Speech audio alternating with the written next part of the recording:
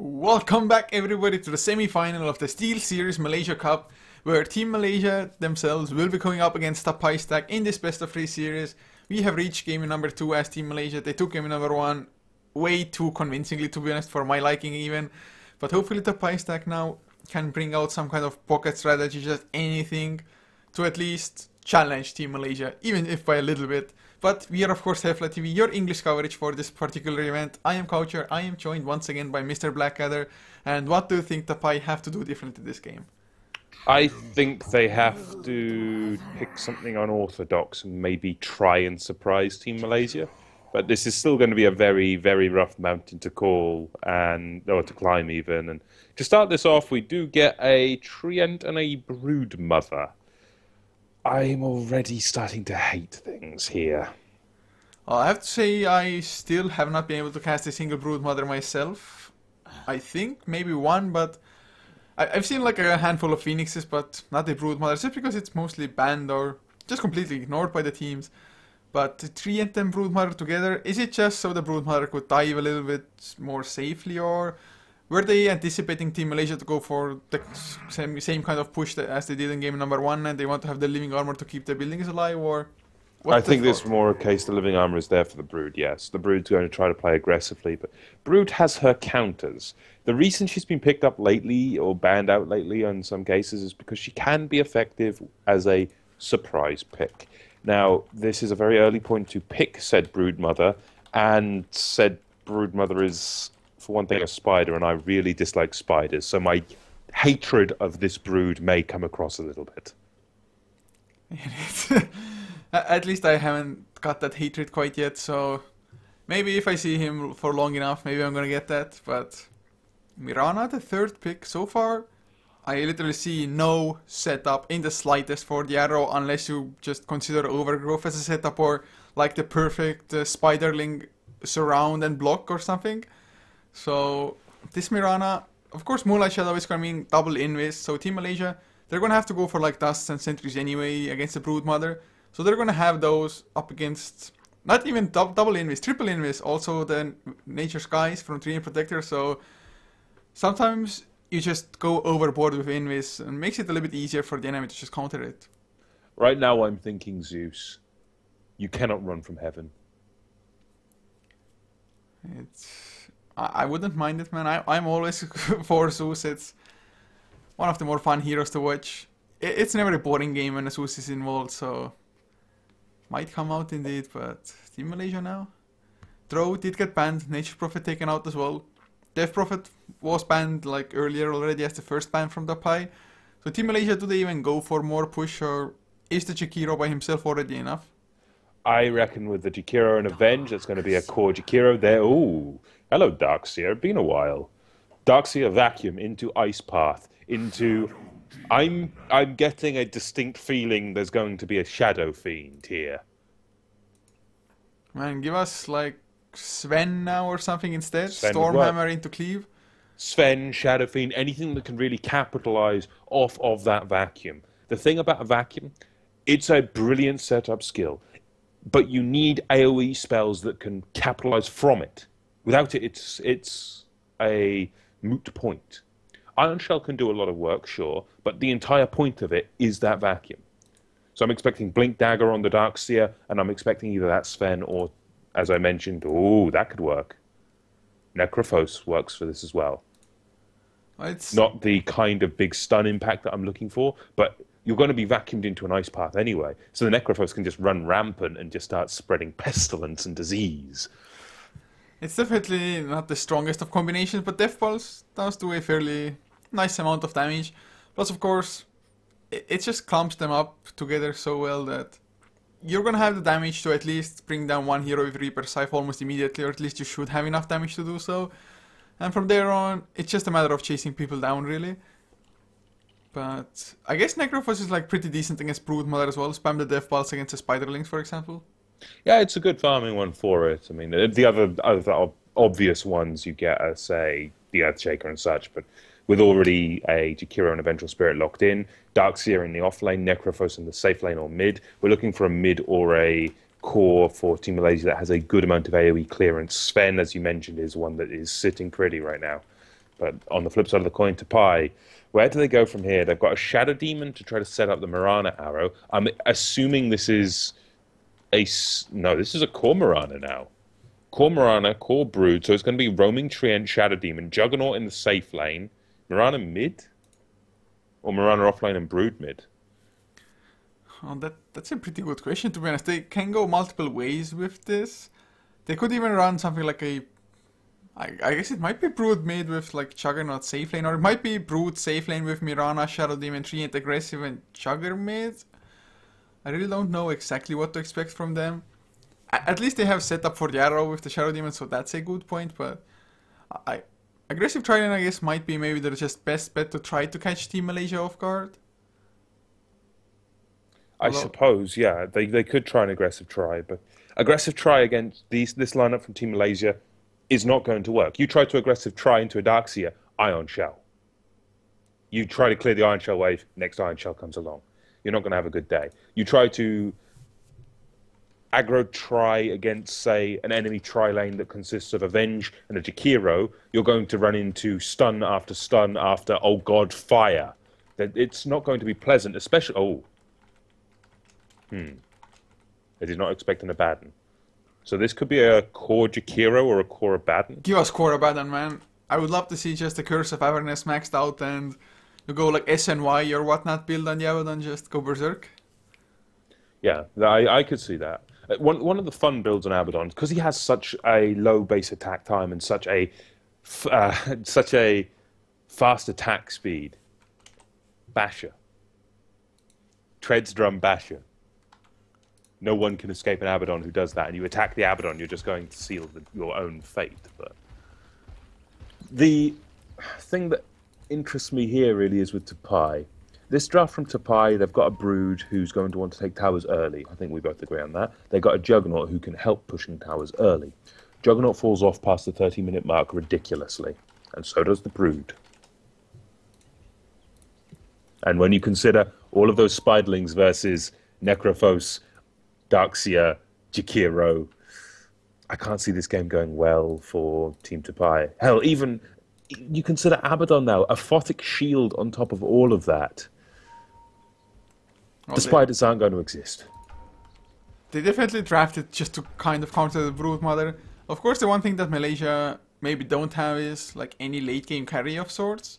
Of course, Necrophos is extremely scary in the later stages of the game, more so than maybe even in the mid game, just because Aghanim, Scepter, Reaper, Scythe, no buyback on the hero means that hero doesn't exist. Plus, not only that, 30 seconds extra timer for the respawn as well. So they're definitely going to have to make sure that they do not get killed by the Necrophos, but how the hell can they actually do that? I guess building BKB is definitely a nice thing, but it's just going to limit your damage output if you go for BKB, for example.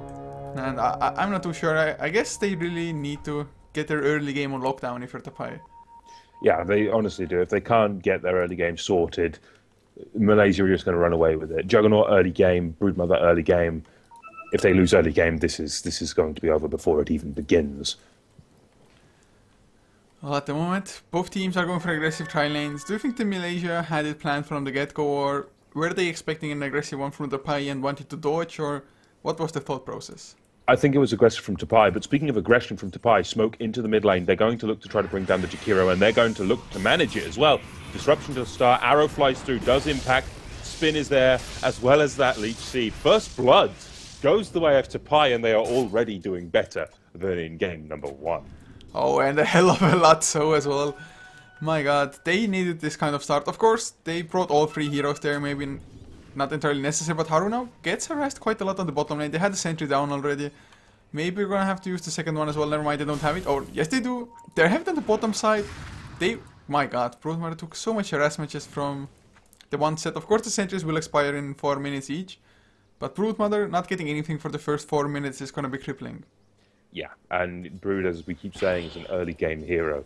If she doesn't get anything, it's going to harm her quite heavily. She can certainly soak for experience, but right now, even if she's hiding in the tree line, she gets caught at all, and this could be over. And, well, she reveals herself. Aru, got to be careful, especially when it's Net. Net plays so aggressively, and he does have that magic missile ready to go, but he doesn't have any backup right now. No Aphotic Shield coming in, and I think it's going to be a case of one misstep could just seal his fate. And he's standing within the sentry. He cannot come forward. Just look at this positioning out of net. This is insane for any support to be in this location. Man, that's just Team Malaysia for you. They are going absolute man mode for this. Of course, I mean, Haru, he was just out of the sentry range at least when he got magic missile. Otherwise, we might have seen a kill there as well. But if Net gets enough mana now, he has the minus armor as well. Gonna boost up the damage even more onto Haru. And he's in sentry range. Magic missile not gonna come out yet. They did it a few trees though there. But it's gonna be so hard. Mid lane, Kidal does barely survive as well against Jakiro. Liquid fire is just so hard to deal with, even if you have a bottle. Which Kidal does he even have? No, he doesn't yet. Or, wow, that's a little bit surprising, them getting first blood, but Juggernaut still not having the bottle.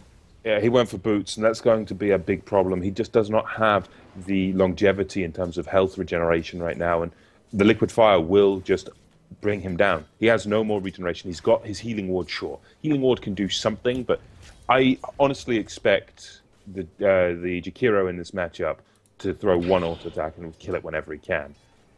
He's getting living armor as well, but if the living armor is on the Juggernaut in the mid lane, who can't win really up against the Jakiro, it's not on Haru, and Haru needs to be able to come forward and get experience. Yeah. The only kind of regeneration Haru actually has is from the webs. If anything, Haru needs the living armor. And just look at this. Every time he comes forward, Net is there just to hit him in the face. I mean, thank God he has the Foreman shield at least, and now living armor does come onto him as well. Can play a little bit safer, maybe even try to harass Net. I mean, man fighting should be within your grasp when you have the living armor. As well, of course, you have better damage. And Foreman shield will negate some of your own, but Net, he doesn't take any of it. It's just Wave of Terror and gonna stand his ground. Mid lane though, the supports are rotating from TS, and well, they need to make something happen, because even if they try lane top lane, Darkseer is still out farming Mirana. Yeah, I honestly expected this much from Ohio. Ohio did play a lot of Darkseer. I want to say it was him that played the Darkseer the most in TI2. For, I believe it was Orange back then. Someone in chat may need to correct me if I'm wrong, but Ohio has had a bit of a legacy on heroes in the offlane role, Darkseer included. And Ohio definitely a specialist in that. But that time Jakiro might be in some trouble once again, but they have wards down now, the smoke breaks. TS just couldn't find the opening in time, and now Jakiro, he's perfectly aware of where the supports are. Unfortunately for Tapai, they can't make anything happen once again, and they're just losing in farm pretty bad at this point. Yeah, they are, and we are going to see a rotation come in. They're going to look to kill off the mid Jakiro once more, but this is not going to be an easy kill. They're throwing all the damage out onto God, and he will take a fall to one more right click of Net. And you just cannot commit like that, not when there is support behind a Jakiro. Jakiro is one of the more tanky core supports that you could run. And especially when he has this liquid fire. Liquid fire, negative 40 attack speed. Burn damage, irrelevant. Negative attack speed, on the other hand, is huge. It most certainly is, and well, it's... How do they just go about this now? If you're Tapai, do just lane switch, do try to go for some more aggression with your supports, although they're not the best heroes to do that maybe. I mean, what's the plan for you? Do you just hope for Team Malaysia to make a mistake, or how do you take this? You need to have more aggressive rotations if you're Team Tapai. You need to kill Rogi. Rogi is getting good farm on the Necrovos, and well, they will rotate in and kill the Venge at least with the Omni Slash, but they need to kill the Necrolite, take him out, and they ideally need to do something to shut down the Darkseer. The combination of Necrolite and Darkseer is going to do a lot of work throughout this game otherwise. He's definitely doing way too much at this point. And now Ohio, he's made his way to the bottom lane. It's Broodmother, I mean, he was having a hard time now against Ion Shell. Not gonna get too much easier either. It's, I guess you can try to kill off the Ion Shell creeps as fast as you can, but Ohio himself puts an Ion Shell on him. He's level 7, 2 points into Surge. Net comes back to the bottom lane as well. Does he have new sentries on him? Nope, but Dust is there. So they might try to go for a kill. Dust comes out, Surge as well, but Haru gets into the trees. The Wave of Terror a tad too late. They might still find a kill though. Oh, unless Haru, he gets stunned up, but has the invis to back up on, and now the turnaround is there. Please don't comes in as well, but he can't do anything at all but defensively disrupt, but it's not gonna help Haru at all. Now minus armor on to please don't. They're just gonna run away from this. Ion Shell doing so much damage in return. Can they get the counter kill? Never mind, Ohio. Gonna have to run away from Shazreen. But they get the one kill, it's a core for support. Kidal came in as well, so they're not farming at the same time, whereas Team Malaysia are getting a tier 1 mid lane. So still a worthy trade. And the tower does fall in that mid lane as well, so that's an even bigger thing. The trade at the end of this little skirmish, it's about equal. The gold change, about 200 to 250 aside. It's not really that much, but the most important thing is that tier 1 in the mid went down. That is one of the Roshan towers for the Radiant side. They just need to deal with the bottom tier 1 and 2 now, and then Team Malaysia have Roshan control sorted. But 6 minutes in, tier 1 already down. Getting a few pickoffs is nice, but the biggest problem here, I think, at least for Team Malaysia, the Juggernaut. If this Juggernaut can get a good semblance of farm, say Aghanims, Maelstrom, look for the ability to increase the right clicks during the Omni Slash, you can kill the lineup of Malaysia. But it does ride a lot on what the Juggernaut can deliver. Well, it's going to get even harder if Darkseid finishes up himself a Crimson card. Just because the Spiderlings will do absolutely nothing when the Crimson card is activated. Like, literally nothing, pretty much. So, I don't know where Tapai are going to get their momentum going for themselves. I guess Juggernaut getting levels is nice to have the Omni Slash. I mean, he made quick work of a Vengeful, but it's a support, of course. Is there a mech coming out for anybody? Yes, there is. Necrophos building for one, only a recipe short, about 400 or 520 gold missing. So they're going to get the mech, they're going to get the Crimson Scar, I assume, at least, with that Ring of Health on Ohio. So once they have the mech and the Crimson Scar, they can literally just death ball down more or less everything in sight. Well, it's the death ball that we're looking for, really.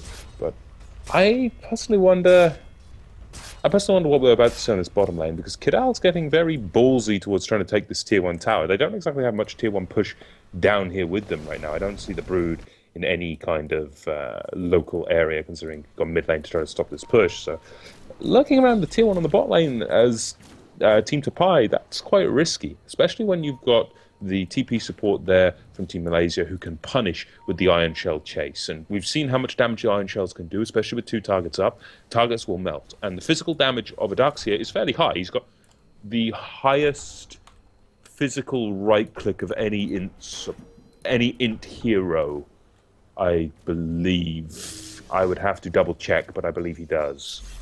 Well, even if it's not the highest, it's definitely up there for sure, so his punches do hurt, and the punches look freaking awesome as well. But now, Team Malaysia, they are grouped up on the top lane with the Chikiro being there, maxed out Liquid Fire. Should be an easy tier 1 down, although the glyph is there. Oh, the glyph not even used. That's also a mistake to make, just because the glyph would have reset anyway now these days with tier 1s going down. So, it's just insult to injury. It is. Right now, just the pressure being applied by Team Malaysia is too much. It's forced a Moonlight Shadow, but immediately the turnaround dust and punish bottom lane. Shireen, bad way, does not have a leap, will go down to the Iron Shell, and Ohio picks up another. The Surge is just so strong. I really enjoy Darkseer, just both watching and playing it myself as well. Just such a fun hero and so annoying for the enemies. But maybe they can get Roji now. Kidal is coming in. He does have the Omniscience. It's only level 1, but it might be enough with the Shadow Demon. Soulcatcher does connect on the correct target as well. Blade Fury will follow Roji. Trying to go for the TP out. I don't think it's going to be in time. So they get themselves another kill. Of course, they lose a tier 1 for it. But at this point, Tapai, they're happy to take a trade like that. Yeah, they are. They're killing off the Necrolite. It's a pretty damn big thing. How much gold was just given away from killing the Necrolite? 254. And you've got to consider the only reason that he didn't get away was because that amplification landed on point from the Shadow Demon by Please Don't. He's played well on this demon. He's been getting the rotations he needs. He's got the levels starting to flow. Good things I see in the future for this Shadow Demon. I mean, he's definitely played pretty well. Just a few nice disruptions, or he's done everything in his power. We can say it like that, I think. Just because they are still losing ground. It's not his fault or anything. It's just a support duo of a Treant and Shadow Demon. It's a fairly passive one, so them having more kills than Team Malaysia at this point is maybe even a little bit surprising. I could say that, but right now the siege on this bottom lane is what Tapai need to deal with. The Liquid Fire is just eating through this tier 2. Where is the response? Well, they are trying to just group up and fight, but nobody's farming off them at the same time, so if they fail to defend, maybe even lose a fight, they're just gonna be even further behind. Maybe they should just sack the outer towers and try to farm at the same time.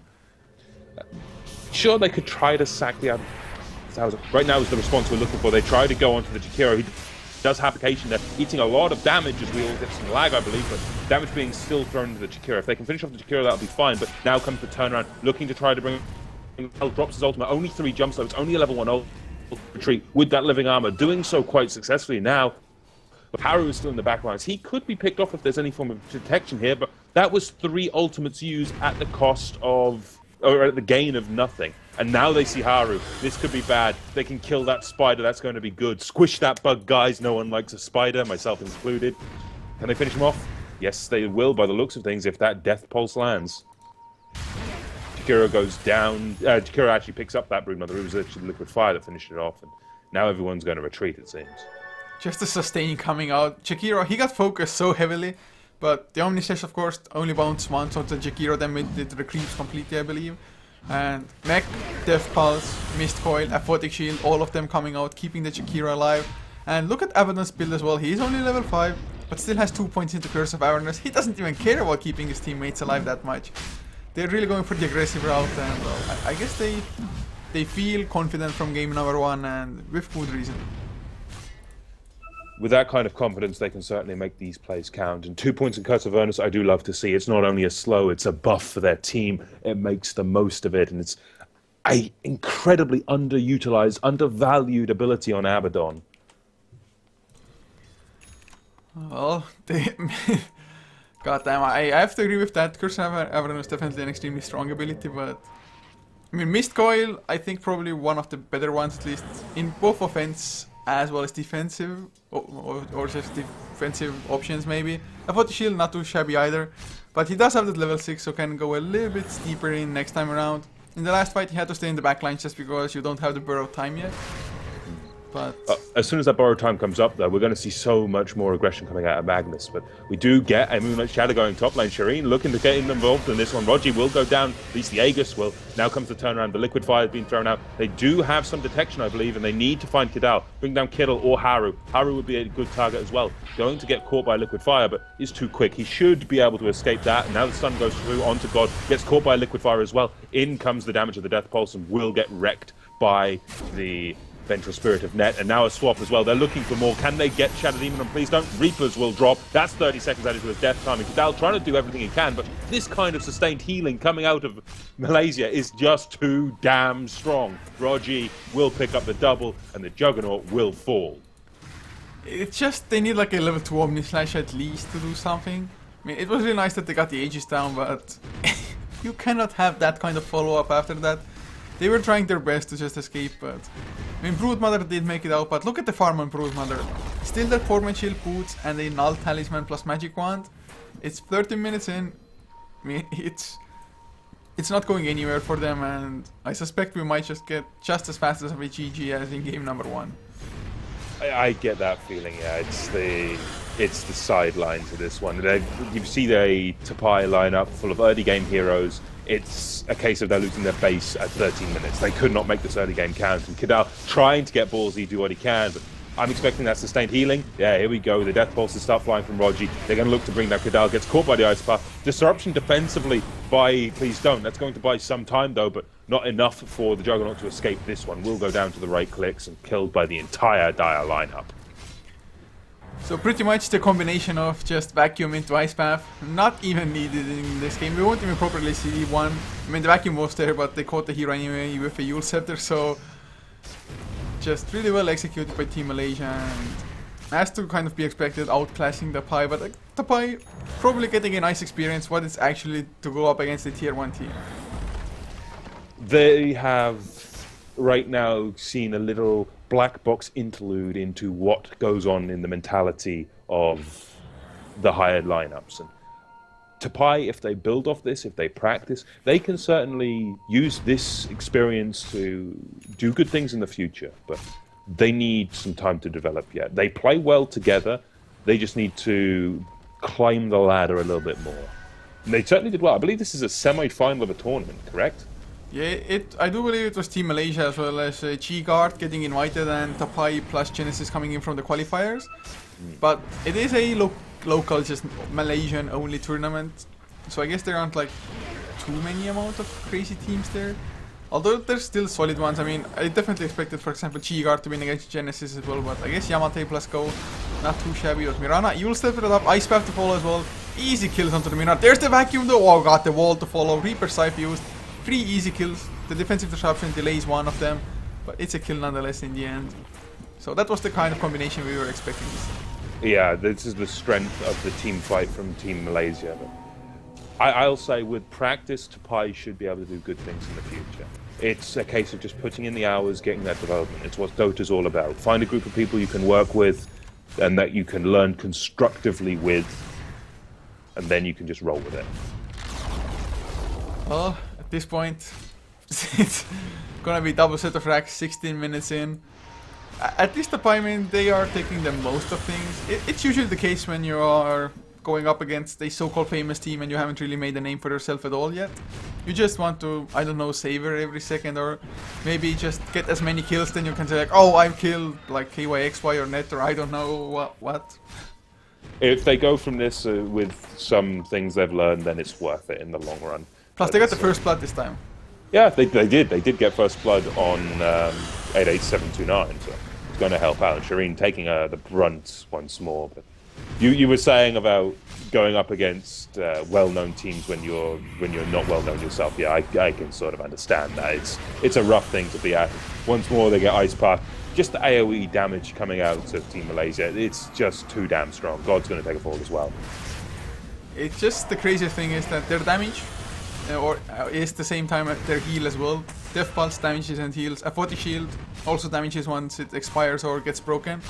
So they have the sustain and damage just 2 in 1 pretty much. And that's going to be third set of racks, and the GG is not far away.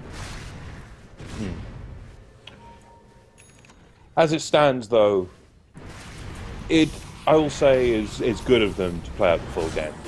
I do have some respect for Tapai for doing this. Yeah, I guess it's easy to GG out, and you know the game is not going to last for like more than 5 extra minutes, so I guess you might as well try to go for some kills. Try to go for some team synergy, and they use the Moonlight Shadows. Is it going to work out though? Who knows? Well, they're going to just drop everything into the Ice Path and try to just pick up what more kills they can. They do manage to bring on the Darks here in the last fight. But right now, it's a case of Kadal getting caught into the sidelines, and with one Reaper Scythe the ball, not even necessary, will put his death timer up. At least I thought it would. The defensive disruption kept him alive for a few more seconds, so he did dodge the Reaper Scythe, but Dagon, Dagon comes out from Magnus, and that'll finish off the Mirana, and, well, dead in the well is the Treant Protector. And Shadow Demon, one of the, I guess, most efficient counters against the Reaper Scythe, completely negates the ability. It is really nice if you can time it correctly, like we just saw as Abaddon. He goes down to the fountain, but it's supersized Mega Creeps. There is 100% no comeback from this at this stage of the game. Yeah. Well, I guess, guys, this is gonna be more or less it. It's gonna mean that Team Malaysia will face Team Genesis in the grand final of this tournament. It's not too much on the line. The winner gets 5 headsets of the Steelseries Frost Blue, Siberia V2. Excellent headsets, I have to say. I have one myself as well, so cannot complain at all. But it's going to be played on the 7th of December at 21 SGT, which means 14 CET Central European time as well. So we're going to be back in 2 days with the grand final of this. Genesis, who beat G-Guard in the semi-final, versus Team Malaysia, who now beat Tapai. Should be a pretty damn exciting best of 3 series. But for now, this is going to be it. I do believe we will have some more Dota later on HeflaTV 2 at 18 CET maybe, with Balkan Bears going up against somebody. So thank you so much for tuning in, guys. Hopefully you enjoyed the series, and hope to see you another time. And Blackadder, any last words? Look forward to some more Dota, what can I say? It's good to be back in the swing of things. Okay, guys, so we're going to just keep a few songs running, and just like I said, more Dota coming out at 18 CT, probably on HeflaTV 2, maybe on this channel, we shall see. But we'll keep you updated if you follow us on our social media. It is Facebook and Twitter.com/HeflaTV for both. The links also below the streams. For the casters, at Coucher for me, at Mr_Blackadder for my co-caster. It's also in the title of Twitch if you want to check it out. So see you guys another time.